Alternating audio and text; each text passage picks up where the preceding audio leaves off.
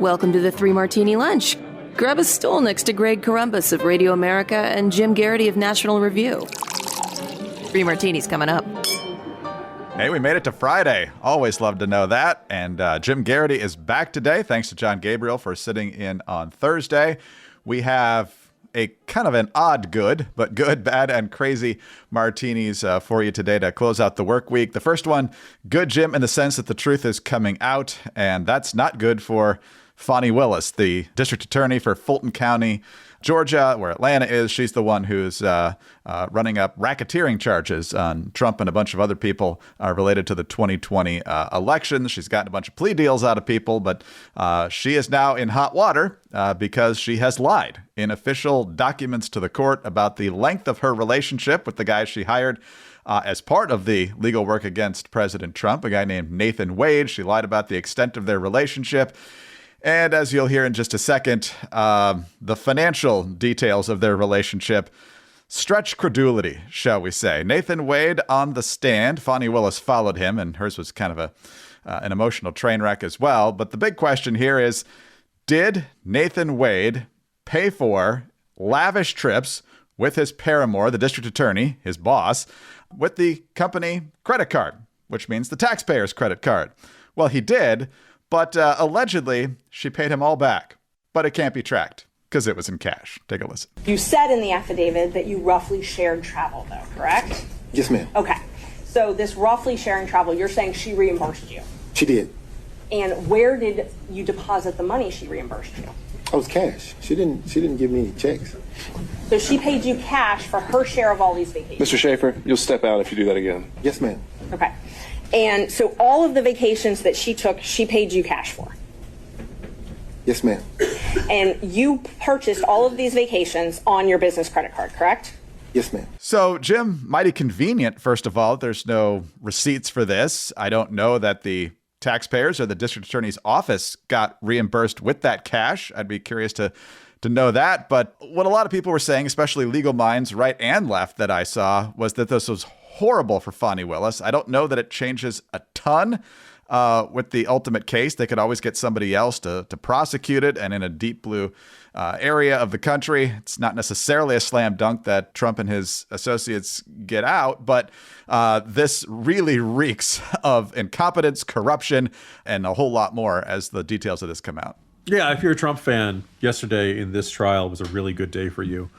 I think no pun intended, the jury is still out on whether this will require both of them to step down.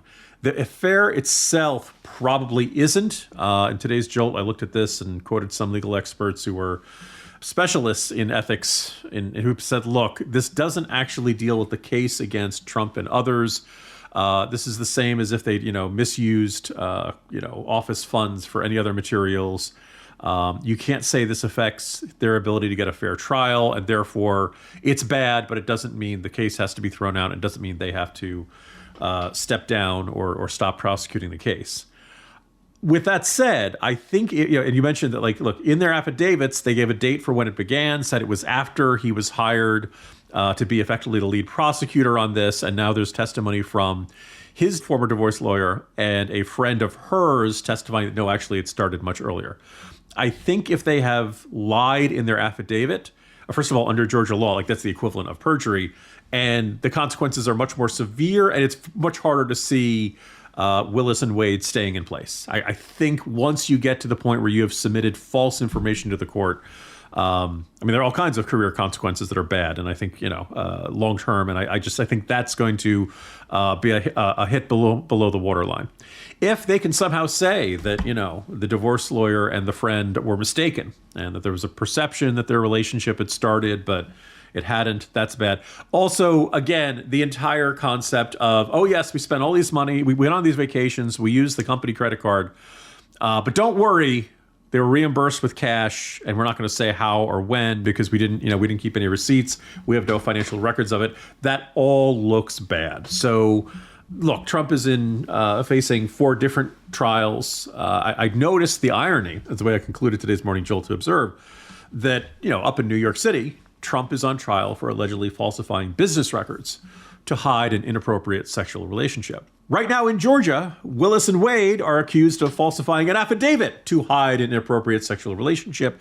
If Judge McAfee says, this is no big deal, keep going ahead, not just Trump fans, but I think a whole bunch of people are like, well, wait a second. Trump is on trial for doing one thing, and the prosecutors have been caught red-handed doing the same thing, and you're saying, no big deal, we're not going to let, at minimum, the call for some substitute prosecutor would seem to be necessary. And I think this does significant damage. It fuels the idea that this is some vendetta against Trump, that this is the deep state out to get him. And, if you're going to go after Trump, you have to, if not purer than Caesar's wife, you can't do something like this. And I think we will see Trump doing some sort of victory lap over this in the not too distant future. Yeah, Jim, everything that's old is new again. Remembers a quarter of a century ago that Bill Clinton and many of his allies were saying, he only lied about sex. But if it's under oath and you swear as an officer of the court, as a prosecutor and as a member of the prosecution team, that definitely damages your credibility. So kind of weird being a judge in that situation, too, because, when the prosecutor is kind of the defendant in that particular situation, it makes it awkward for future cases, I would imagine. I was going to say, if your prosecutor's been caught lying, that seems very admissible. It seems like an issue that the jury could and should need to hear about, but we'll see.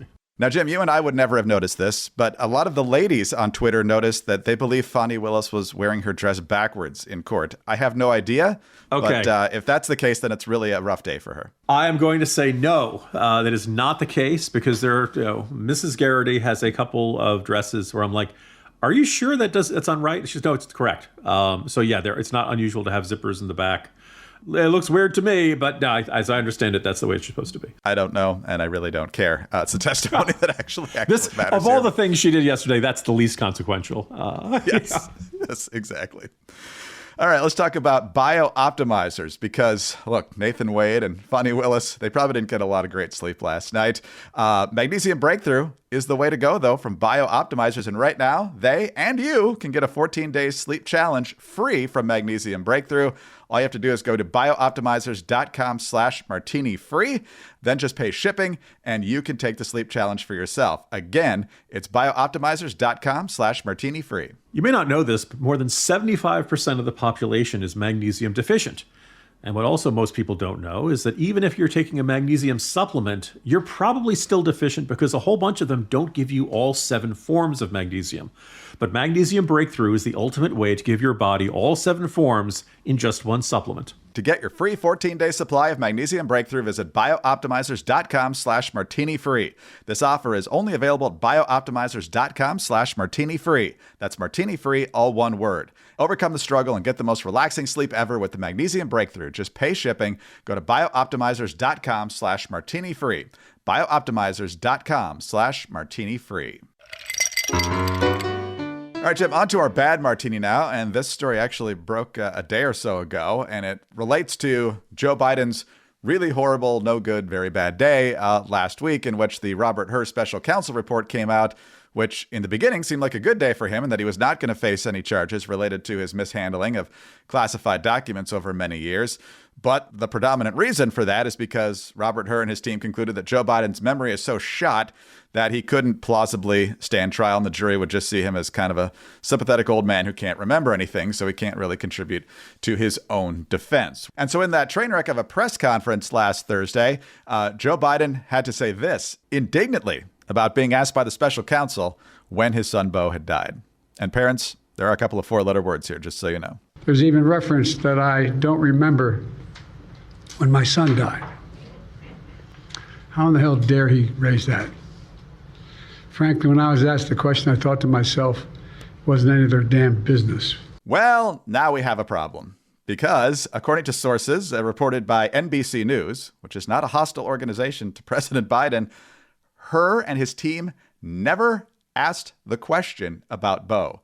President Biden brought it up. He's the one who talked about Beau Biden's death, and he's the one who got the year substantially wrong. So, Jim, Biden basically says there, I remember thinking at the time that they asked this question, how dare they? That is, first of all, really bad research by his team.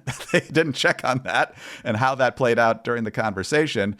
But Biden clearly doesn't remember the conversation, which only lends more credibility to what Robert Hur said. And just because he's angry about it doesn't make his argument any more coherent. Greg, I wrote about this in the Washington Post, and I made the point that, look, for two of those things where Biden couldn't remember something, Hur provided verbatim quotes. If it was 2013, when did I stop being vice president? And the other one was, in 2009, am I still vice president? Right? There was not a direct quote regarding President Biden's inability to remember when Beau Biden died. So that was a little unusual to me. My antenna twitched a bit, but as I point out, it's, the description of Biden under oath by Hur doesn't sound all that different from the Biden we see, talking about having conversations with Francois Mitterrand and all the various mixing up of dates and places and conversations that never happened and all that stuff. It certainly sounded plausible. But let's just say I'm theoretically open to the possibility that Hur had unfairly characterized Biden's comments. I don't think he did, but okay, let's say it's open. Very easy to figure this out. There's undoubtedly a transcript, and I wouldn't be surprised if there was either an audio or video recording of the president's testimony, because that's the sort of thing you want to have a clear and accurate record of. You don't want to have people going on how they remember it. So yesterday's column was all right, let's bring out the transcript. Let's check it. And, because they're discussing classified information on it, it's conceivable you might have to redact certain details about what was being discussed in those documents. But really, those should be very minor. Then that shouldn't be anything that would come back to, did Biden say this or did Biden say that, or are those quotes from Hur accurate? And I thought this was a very reasonable argument, and this isn't necessarily Geraghty's rule, but I've always believed people do not withhold exculpatory evidence that makes them look good. People are usually very eager to put that out there. So the White House could say, release the transcript, let's get this out there ASAP, because it's going to make me look like I'm telling the truth, and it's going to make Hur look like he's lying. And that hasn't happened. And I think if the Biden administration invokes executive privilege or tries to prevent the transcript from coming out, I think we can come to conclusions about who's telling the truth and who's lying. I try not to criticize the comment section of the Washington Post. In fact, one, because everyone says don't read the comment section to begin with. But I was struck by the number of people saying, I don't need to see the transcript to know Biden was telling the truth and Hur was lying. Yeah, yeah, you do. It was fascinating. This is a red herring. No. If you think Hur is lying, and you think there's a record out there that would prove Hur is lying, well, then you should want that out there. And if you don't want that out there, I think deep down you don't think Hur is lying. I think you're deep down afraid that Hur is telling the truth, and that Biden's failure of memory during the testimony, which matches up with the failure of memory we see in his public comments on a regular basis. One side is right and one side is wrong. They can't both be giving the same version. We've already heard through NBC News and these other places, Biden's already mischaracterizing it, that it wasn't Hur who brought up his son's death. That already points to the fact that the portrait of Biden painted by the Hur report is accurate, and this man is far too old to remain being president. It's incredible. And that question about the transcripts came up multiple times on the Sunday shows. Bob Bauer, his lawyer, explicitly asked it. And there was no eagerness whatsoever to get those transcripts out there. The other thing, and this is a Biden trait that we've noticed for a long time, whenever he feels even the slightest bit cornered, and obviously this time I think he feels considerably cornered, he always quickly lashes out angrily. Remember when he got caught plagiarizing back in 1988, and he was like, I bet my IQ is higher than yours. And then 2020, that guy asked him about Hunter's alleged corruption, and he's like, get your facts straight, Jack. You want to do push-ups right now? I mean, it was just a crazy situation. But the other thing I've noticed that he does is whenever he's in this situation, he likes to act like a tough guy. So he throws a couple of four-letter words in there, like he's some sort of high school freshman, and he thinks he's going to intimidate the special counsel or the media or the public into, carrying his water on the narrative or whatever it is. And when he does that, it reminds me of my high school history teacher, the late, great Mr. Horowitz, great guy. And he had a sign above his chalkboard in his history class. And I still remember it to this day. He says, profanity does not make a man out of a boy. It simply shows a feeble mind trying to express itself, and in the process, diminishing the character of the one speaking. So the way he instantly lashes out because he can't have a rational conversation when he's cornered is something Joe Biden's been dealing with for a long time. Look, Jack, I'll take you out back if I. So there are many examples of this, but one of the ones that sticks in my craw, you may have seen that, with Navalny dying in prison, Putin's been in the news lately. According to Joe Biden, he went over to Moscow and he met with Vladimir Putin, and Putin had given this, the standard formal greeting to Biden. And Biden said something, "I think you're a damn killer," or something like that. Or it was something where he had this very tough guy. I wasn't afraid to tell it to Putin directly to his face. Now, the only witness to this is Joe Biden. There's no one has ever verified it. Same way that Biden insists everybody in the Senate calls him middle-class Joe, and he always emphasizes, and they don't mean that as a compliment. The only person who's ever been on record referring to Joe Biden as middle-class Joe is Joe Biden. So I think we're dealing with somebody who, whether you want to say it's out of insecurity or whatever it is, Joe Biden loves to tell stories about himself that are self-aggrandizing, that always make him, he's always the one who gets the last word. He's always the one who, has the perfect zinger, and he puts somebody in his place, and, so everybody always back down and all that kind of stuff. And I think we all know people like these personalities, and they're sometimes can get really unbearable. And Biden has just been in a situation where there's nobody around him who'd say, and considering your perfect anecdote about profanity, Greg, I'm just going to say, enough with the BS, a two-letter word. The number of times Biden is, the Republicans told me behind closed doors that I'm right and that they're only opposing this bill. He's one nonsense, self-aggrandizing story after another. And it's exhausting. It's not persuasive. And I think it just kind of deals with a guy who has a certainly can't see himself clearly and honestly. And it's fair to wonder if he sees circumstances clearly and honestly, or whether he kind of goes around in this constant bubble of happy talk in which he's always the hero of every story. Well, the issue now is he probably can't remember the stories, so he has to concoct them even more dramatically than he did before. I told Putin, deer don't wear Kevlar. And he said he would give up guns forever. True story. God's honest truth. Notice how often Biden says God's honest truth, and he doesn't get struck by lightning? I mean, that's a really strong argument for atheism right there. That's a very patient God, I think, is what's really happening there. But in the meantime, 4Patriots. Go to 4patriots.com/martini. While you're there, get the Patriot Power Generator 2000X. Now, the solar panel that comes with it is free. Plus, you get free shipping on orders over $97. The new solar generator is worth its weight in gold because it has double the capacity and is expandable, so you can run the big appliances like your fridge, your freezer, and more. 12 outlets, including 4 AC outlets to power more devices at once, plus 2 USB-C outlets to charge your phone 20 times faster than a regular plug. The bottom line is here, the generator makes it so that you are prepared whenever you need it. You don't know when the power is going out. Being prepared is smart. 100% satisfaction guaranteed. And also, on the website, more great weekly deals, including great prices right now on plant-based protein survival food kits and butter powder. Visit 4patriots.com/martini to get your Patriot Power Generator 2000X with the free solar panel included. Plus, get free shipping on orders over $97. Save more and get peace of mind now by going to the number 4patriots.com/martini. That's 4patriots.com/martini.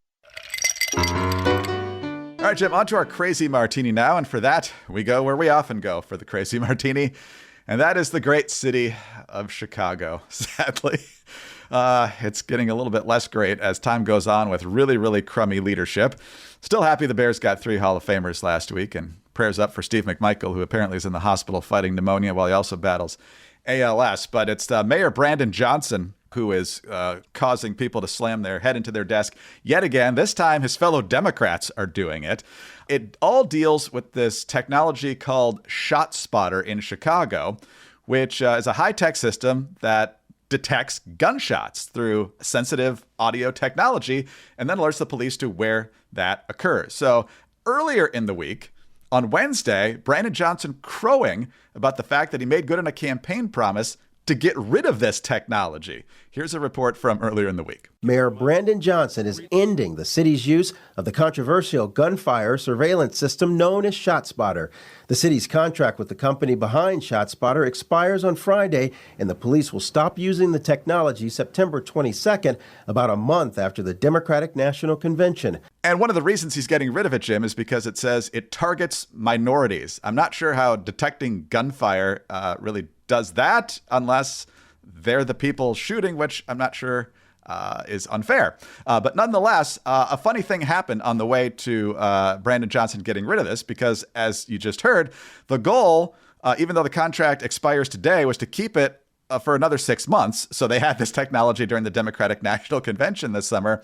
But the technology company behind this says, no contract, no deal. Here's NBC5 in Chicago with the update. City Hall has not responded to our repeated calls today. However, several aldermen have spoken with those tied to Sound Thinking, the company that now owns ShotSpotter. Those aldermen are concerned the company will turn off the technology Friday since there's no deal in place. ShotSpotter alerts police departments to gunshots fired through acoustic sensors. That company took a stock hit Tuesday after Mayor Brandon Johnson announced he would fulfill a campaign promise and give the company a 6-month extension, but then not renew their deal. The mayor's announcement before he had a deal signed with the company. So never should have gotten rid of it in the first place. Then he was going to keep it to make sure that Chicago was at least reasonably safe during the DNC.